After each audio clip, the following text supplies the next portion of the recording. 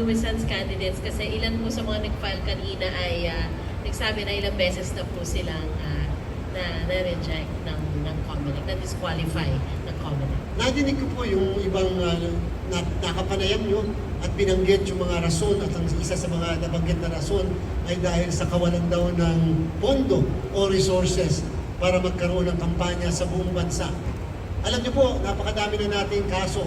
Pamatong versus the COMELEC, Marquez versus the COMELEC na kung saan binigyan kami ng guidance ng Supreme Court kung paano namin babalansin at titimbangin kung ang isang tao ay nuisance candidate o hindi.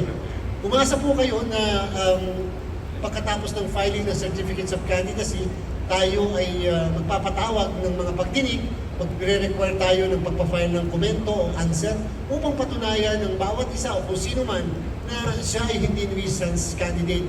Hindi dahil sa kawalan ng kakilalanan sa kanyang pangalan o dahil lang sa kawalan ng pera. Alam niyo po, ito gusto kong sabihin sa inyong lahat, the COMELEC and bank will not disqualify a person for being a nuisance candidate simply because he is poor, because there is no property qualification to hold public office. That's the most important message that we would like to convey to those who might have been disqualified before for being nuisance candidate. Not under the present leadership are we going to disqualify simply because he is poor or without any money to finance his campaign.